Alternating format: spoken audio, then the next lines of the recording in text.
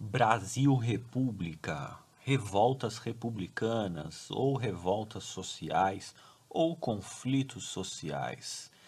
Gente, estamos mudando um pouco o ênfase porque nas últimas aulas nós tratamos muito do lado político e do lado econômico da República Velha. Agora nós vamos falar um pouco do social, né? Então, a gente viu política dos governadores, coronelismo, tudo isso é o lado político.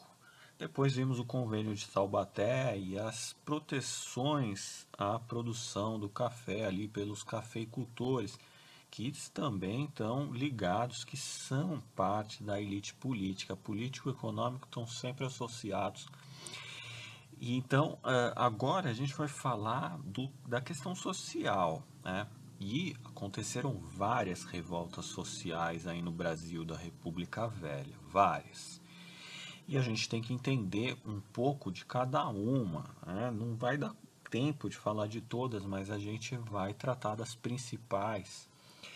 E a gente tem que, quando a gente vai estudar esses movimentos sociais, a gente tem que sempre entender as origens dessas revoltas, desses conflitos, quais são as causas desses conflitos, onde ocorreram esses conflitos, aconteceram na zona rural, aconteceram na zona urbana, quem protagonizou esses conflitos foi as classes populares, foi a classe média urbana, foram os operários da cidade ou foram os camponeses do sertão. Tá? E depois a gente tem que entender o que objetivavam essas revoltas, o que elas reivindicavam. Os conflitos, as revoltas sociais não acontecem por acaso, elas têm uma motivação e têm uma motivação ligado às injustiças sociais, à distribuição de terras ou às injustiças nas relações trabalhistas, por exemplo. Tá? O mundo social ele é cheio de desigualdades e cheio de injustiças. E os grupos sociais, as classes sociais, elas se unem para reivindicar melhorias. Tá? E elas têm muitas vezes um objetivo claro e definido. Tá? Então, a gente tem que ver caso a caso para entender como é que elas funcionavam. Hoje a gente vai falar de duas, tá? A primeira vai ser a Guerra de Canudos, ou o Movimento de Canudos, que aconteceu lá no sertão da Bahia entre 1896 e 1897. E depois vamos falar um pouco do banditismo. O banditismo, especialmente o cangaço, o cangaceiro, o movimento cangaceiro. Que aí não foi igual Canudos um conflito de um ano, mas foi um movimento, o cangaço é um movimento que se estende ao longo de décadas, né? 1870, 80, 90 já tinha as origens do cangaço. Em 1990, 1910, 1920, 1930 vai ser o ápice desse movimento cangaceiro. Depois, nas próximas aulas, a gente vai ir um pouco para as cidades, né? Ali para o Rio de Janeiro, e para São Paulo para ver as revoltas, os conflitos sociais urbanos, ok? Então vamos lá. Primeiro a gente vai falar de Canudos, ou a Guerra de Canudos. Ocorrida então no sertão da Bahia entre 1896 e 1897. Vocês já devem ter ouvido falar nos sertões de Euclides da Cunha. Né? Normalmente Canudos está associado aos sertões de Euclides da Cunha. Euclides da Cunha foi um jornalista que escreveu, que narrou, que foi fazer uma matéria, foi fazer um jornalismo, foi cobrir essa revolta aí de Canudos, essa guerra de Canudos, e acabou escrevendo um livro que se tornou um clássico da literatura brasileira. Não sei se estão cobrando nos vestibulares, mas muitas vezes cobram, né? Essa obra, Os Sertões, que é uma obra que tem um caráter meio jornalístico, histórico, geográfico, até científico, né? Ela mistura tudo. Uma obra altamente erudita e uma parte muito erudita, mas uma outra parte que é muito relato, assim, relato de observação do jornalista que está lá em campo, vendo os fatos e narrando os fatos e contando. Então, uma obra fantástica, todo mundo deveria conhecer um pouco melhor dos sertões de Euclides da Cunha, né? Bom, Canudos normalmente é caracterizado como um movimento messiânico, ou seja, messiânico vem de Messias, portanto há um componente religioso nessa revolta. O líder dessa revolta foi Antônio Conselheiro, e Antônio Conselheiro era um líder messiânico, um líder que tinha um aspecto religioso muito intenso, e realmente vai ter, né? Canudos foi um arraial, gente, foi um arraial, como se fosse uma cidade, uma cidadela, uma comunidade, melhor falando, uma comunidade com uma extensão territorial considerável, crescente, tá? Esse território estava crescendo e nesse território havia muitas casas, tudo muito simples, é claro, e havia um grande número de pessoas morando ali, tá? E o arraial, a comunidade de Canudos, ela era liderada ali pelo conselheiro, Antônio Conselheiro, né? E essa comunidade, o que ela vai incomodar as autoridades da República, né? República que tinha acabado de ser proclamada, e a gente está falando do presidente Prudente de Moraes, agora que é o terceiro presidente do Brasil, né? O primeiro Marechal Deodoro, o segundo Floriano Peixoto, o terceiro Prudente de Moraes. Prudente de Moraes representa a República, a ordem republicana, e Antônio Conselheiro e Canudos representa uma oposição a essa República. Para os conselheiristas, para os canudenses, República era coisa do Satã, era coisa do diabo, né? A República trazia vários vícios, ela valorizava a mundanidade, ela era, ela separava a igreja do Estado, ela separava a religião do Estado. Enfim, a República era coisa de ateu, era coisa do diabo, e os conselheiristas, os canudenses, eles advogavam, eles queriam formar uma cidadela onde a religião, o cristianismo, fosse organizador daquela sociedade, tá? Mas, olha que interessante, o cristianismo que Antônio Conselheiro defendia era muito diferente do cristianismo que a igreja defendia, a igreja oficial, né, a igreja católica. Então, o conselheiro ele queria um cristianismo que era mais primitivo, né? Que era aquela coisa da coletividade, das pessoas vivendo com o mínimo possível, né? As pessoas vivendo voltadas para as rezas, para as coisas do espírito, para o regime de jejuns, tá? E plantando e colhendo em prol de todos, né? Então, o arraial de Canudos ele era igualitário do ponto de vista econômico, ou seja, todo mundo tinha alimentos, tá? Ainda que em pouca quantidade, mas você não tinha pessoas passando fome. Todo mundo tinha uma casinha, muito simples, é claro, mas todos tinham. E as pessoas viviam em regime coletivo, tá?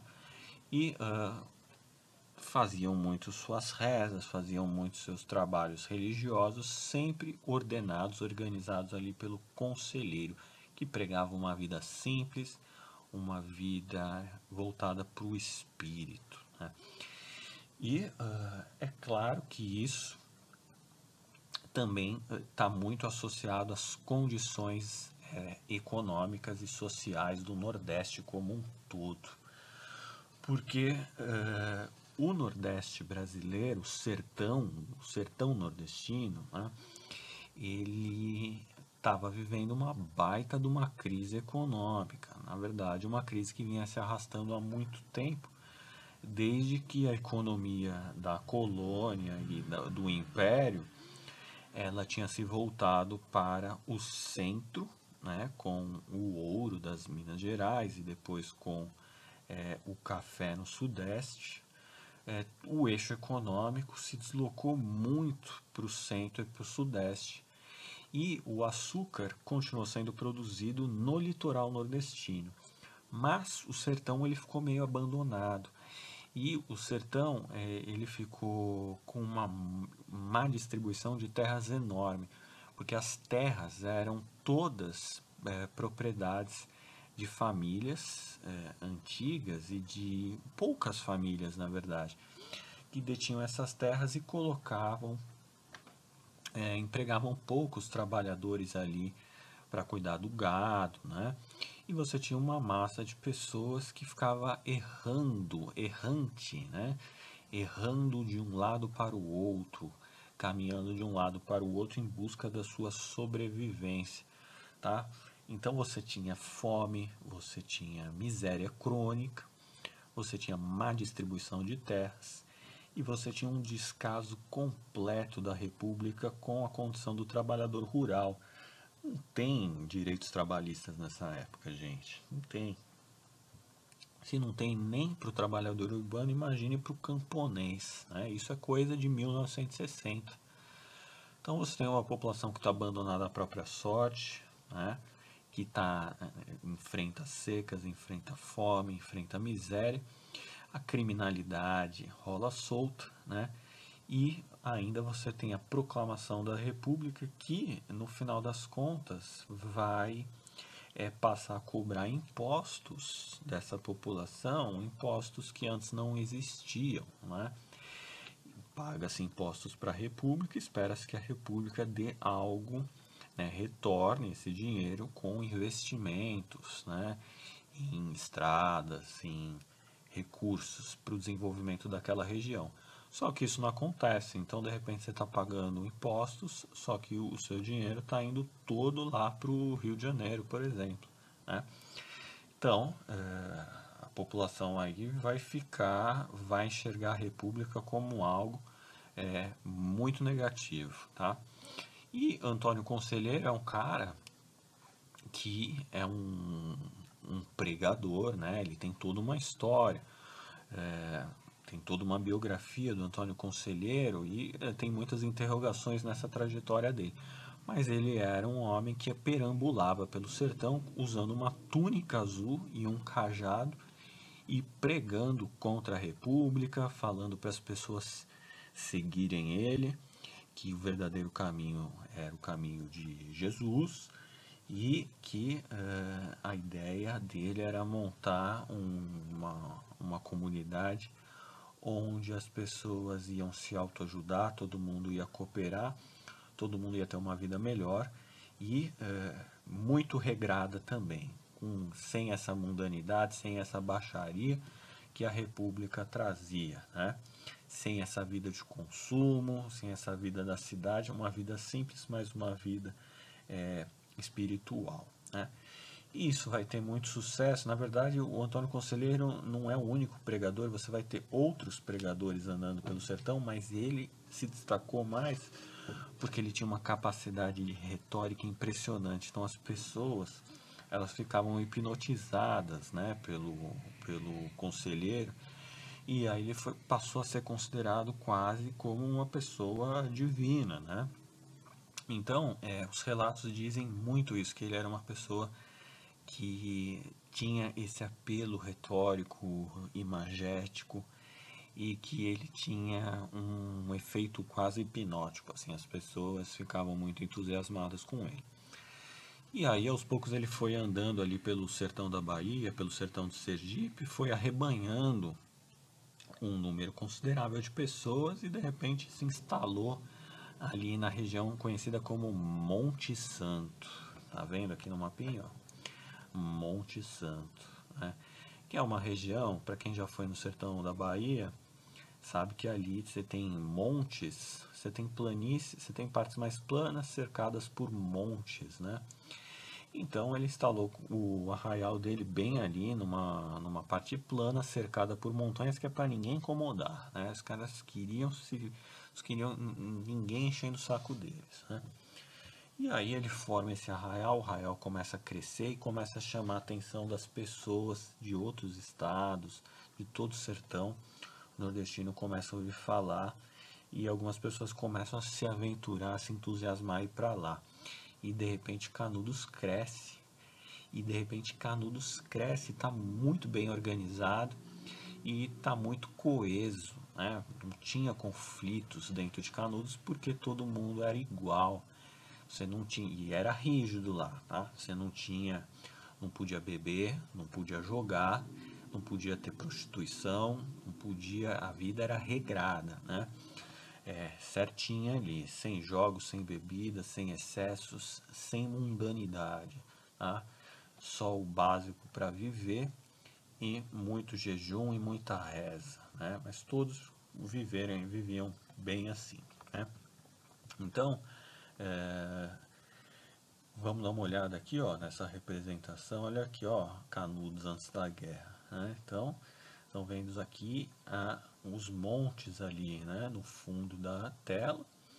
E aqui os casebres, ó, a igreja em primeiro lugar, tá? Canudos vai ter uma igreja aqui com uma cruz e depois as casas, né? Então veja que forma uma cidade mesmo, né? Veja que forma uma cidade. Todo mundo igual, todo mundo se ajudando, todo mundo vivendo tranquilamente, afastados da República. Aqui não tinha ninguém que pagava imposto para a República nenhuma, né? E é claro que à medida que Canudos vai crescendo, ela vai começar a incomodar as pessoas, as autoridades políticas, né? Porque aí primeiro o prefeito da o governador do Rio da Bahia, ele vai ficar, as notícias vão chegar aos ouvidos dele, vai chegar da seguinte forma, ó, tem um bando de fanáticos que moram lá, que estão se instalando lá no sertão da Bahia, e os caras estão falando que a República é coisa do diabo, que o governador é coisa do diabo, e que eles querem a volta do Dom Pedro II, querem a volta da monarquia, e ninguém vai estar pagando imposto lá não, né?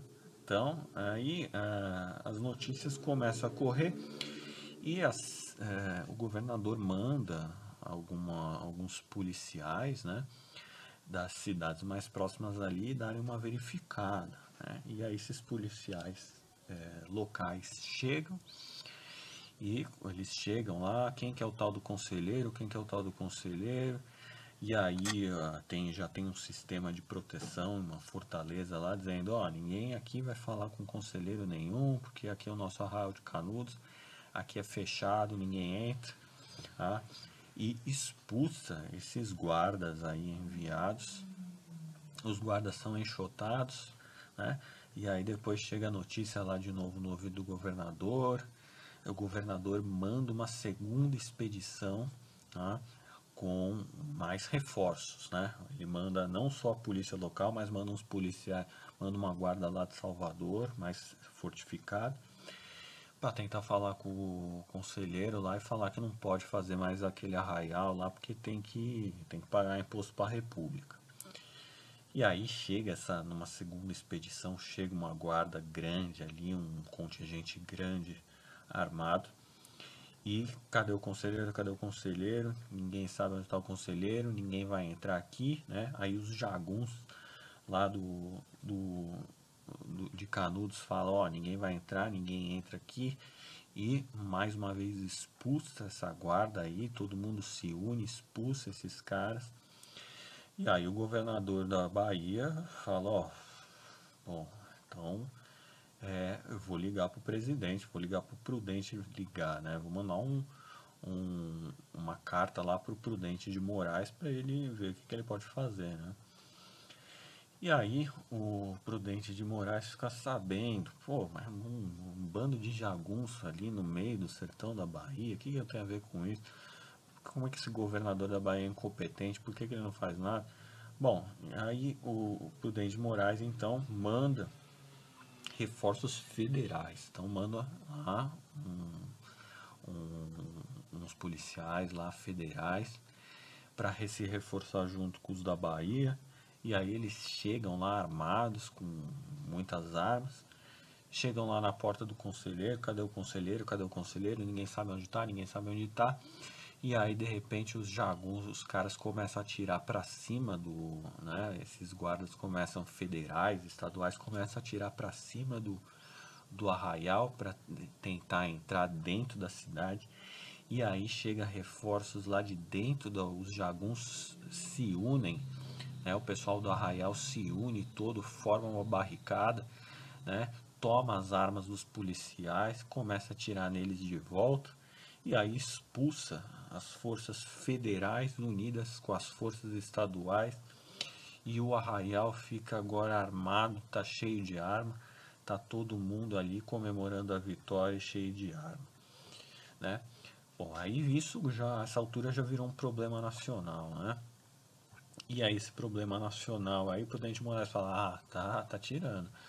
Os caras, um bando de um bando de sertanejo ah, expulsando minhas tropas federais aqui, né?